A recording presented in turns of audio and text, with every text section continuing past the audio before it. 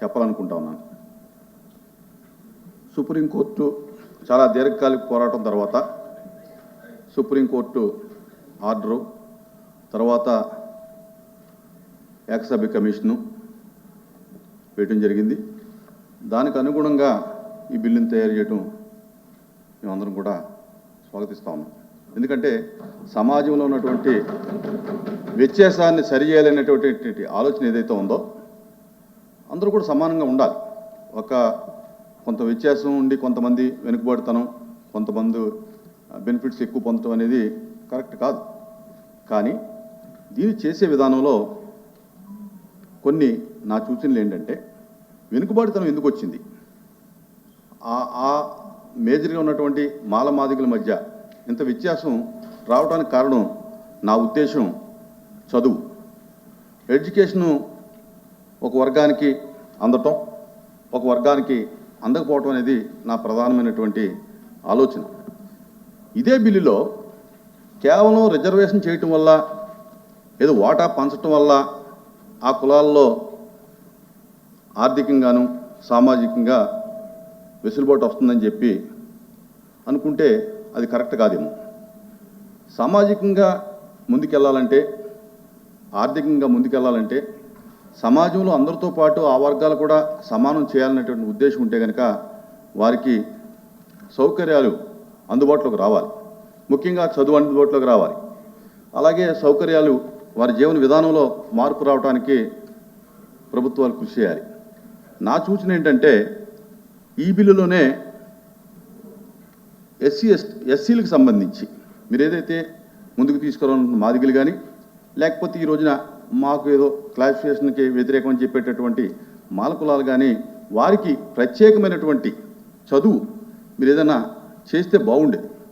కేవలం రిజర్వేషన్ చేసి చదువు లేకోకుండా వారికి వాటా పంచటం వల్ల దానికి సంబంధించి వారు నిజంగా ఈ రోజున ఏదైతే ప్రయోజనం చేయాలనుకున్నారో అసలు చదువుకున్న వాళ్ళు లేకపోతే మీరు ఇచ్చేటటువంటి బెనిఫిట్కి అర్థం లేదు. కనుక ఖచ్చితంగా ఆ మాలమాదిగల పేటల్లో లేకపోతే మిగిలినటువంటి 59 కులాలు ఏవైతే ఉన్నాయో ఆ కులాలకి చదువు చెప్పించండి, ప్రత్యేకమైనటువంటి వెసులుబాటు కల్పించండి. గతంలో కూడా ఈ దేశంలో ఉన్నటువంటి ఈ యొక్క ఎస్సీ ఎస్టీలకు సంబంధించినటువంటి విధానంలో శ్రీమతి ఇందిరాగాంధీ మాజీ ప్రధాని గారు ప్రత్యేకమైనటువంటి చట్టాలు తీసుకొచ్చి ఈ రోజున సమాజంలో ఈ మాత్రమైనా ముందుకు వెళ్ళగలిగారంటే కనుక ఆనాడు ఇందిరాగాంధీ గారు చేసినటువంటి చట్టాలు, ప్రత్యేకమైనటువంటి చట్టాలు తీసుకొచ్చి వారికి చదువులో కానీ, లేకపోతే బ్యాంకు రుణాల్లో కానీ, లేకపోతే ఎమ్యూనిటీస్లో కానీ, లేదా ప్రత్యేకంగా ఇల్లు కానీ, వ్యవసాయ భూములు పంచడంలో కానీ అందరికంటే కూడా మరి ప్రత్యేకంగా కొన్ని చట్టాలు చేసి ఇందిరాగాంధీ గారు ముందుకు తీసుకురావడం జరిగింది. ఈ రోజున మేమందరం కూడా సమాజంలో సమానంగా ఎంతో కొంత రాగలిగామంటే కనుక ఆ చట్టాలు ఉపయోగపడి, ఆ యొక్క ప్రభుత్వ కార్యక్రమాలు ఉపయోగపడి, అలాగే ఈ రోజున ఈ చట్టం చేయటానికి ఎవరికి అభ్యంతరం లేదు, ఖచ్చితంగా చెయ్యాలి. కానీ మీరు పంచేటటువంటి ఈ రిజర్వేషన్ కానీ, ఈ యొక్క వాటా కానీ పొందాలంటే కనుక ఆ వర్గాలకి చదువు, సమాజంలో కలిసేటటువంటి ఒక వెసులుబాటు కల్పిస్తే బాగుండును అని చెప్పి నా అభిప్రాయం. అలాగే ఇక్కడ కేటగిరీ 1, 2, 3 కింద పెట్టారు. ఈ 3లో వచ్చేటప్పటికి ఈ 35 మాల అయ్యవార్లు నోటు పెట్టారు. నాకు చాలామంది ఫోన్ చేసి అడగటం జరిగింది. ఈ యొక్క మాల అయ్యవార్లు అనేది దీంట్లో కలపటం వల్ల మాలల యొక్క బెనిఫిట్ అనేది కొంత దెబ్బతింటుంది. ఇక్కడ కేటగిరీ 2లో వచ్చేటప్పటికి మాదిగ అనేది సింగిల్గా ఉంది. వారికి వచ్చేటటువంటి 6.5 వాటా వారు పొందుతారు. ఇక్కడికి వచ్చేటప్పటికి 7.5 ఏదైతే 29 కులాలు పంచుకోవాలో దానిలో మాలలకి ఇక్కడ కాంపిటీషన్ పెట్టడం జరిగింది. దానివల్ల ఫ్యూచర్లో ఇవాళ మీరు చెప్పొచ్చు వాళ్ళు ఎంతోమంది ఉండరు, మాల అయ్యవార్లు తక్కువ జనాభా ఉన్నారని చెప్పొచ్చు. జనాభా పెరగాలని చెప్పి మన ముఖ్యమంత్రి గారే చెప్తా ఉన్నారు. దానికి అనుగుణంగా జనాభా పెరిగితే గనక రేపొద్దున ఖచ్చితంగా ఇది కాంపిటీషన్ అవుతుంది, పూర్తిగా మాలలకు అన్యాయం జరిగేటటువంటి అవకాశం ఉంది. కనుక అదేదైనా అవకాశం ఉంటే కనుక దాన్ని సపరేట్ చేసి మాలను ప్రత్యేకంగా మాదిగలు ఏ రకంగా అయితే పెట్టడం జరిగిందో అదే రకంగా ఈ బిల్లులో మాలను కూడా ప్రత్యేకంగా పెడితే బాగుంటుందని చెప్పి తెలియజేసుకుంటా ఉన్నాం.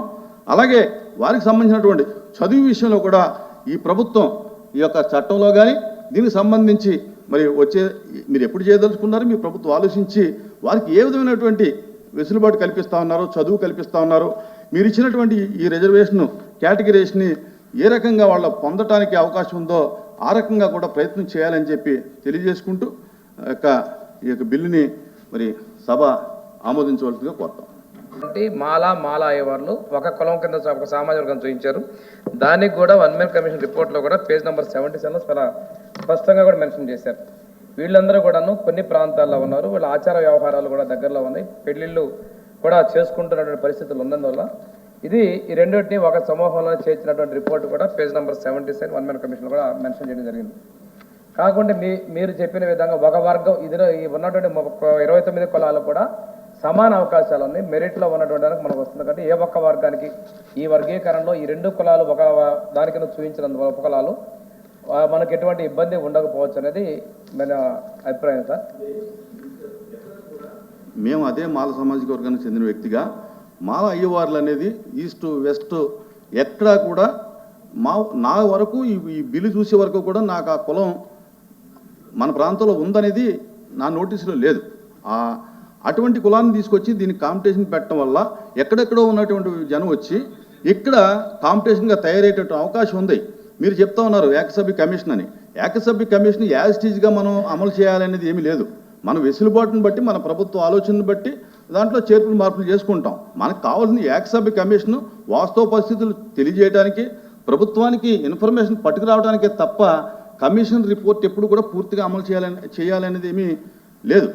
కనుక అది ఆలోచించమని చెప్పి, ఇది చాలా మేజర్ మిస్టేక్ అవుతుంది. రాబోయే కాలంలో మనం సరి చేయలేనటువంటి ఇప్పటికే రవీంద్రబాబు చెప్పినట్టుగా రెండు వర్గాలు కూడా కొన్ని సందర్భాల్లో కొట్లాట్లో మాట్లాడుకునే స్థితి లేదు, రకరకాలు లేదు. ఏదేమైనప్పుడు కొంత జరిగేటప్పుడు, డివిజన్ జరిగేటప్పుడు బాధ అనేది ఉంటుంది కొంతమందికి. దానికంటే కూడా ఇంకొక విషయం ఏంటంటే, ఇది నా దగ్గర ఉందండి, ఇంకో విషయం ఏంటంటే, దయచేసి ఏ రాజకీయ పార్టీ కూడా ఈ యొక్క కేటగిరీస్ని రాజకీయాలకు వాడుకోవద్దని చెప్పి దయచేసి మనం చేసుకుంటా ఉన్నా. పూర్వం ఎలాగైతే అన్నదమ్ముల్లాగా జీవించారో ఆ రకంగా జీవించడానికి అన్ని రాజకీయ పార్టీలు కూడా సహకరించాలని చెప్పి కూడా ఈ సభ ద్వారా నేను అన్ని రాజకీయ పార్టీలు కూడా విజ్ఞప్తి చేస్తా ఉన్నాను.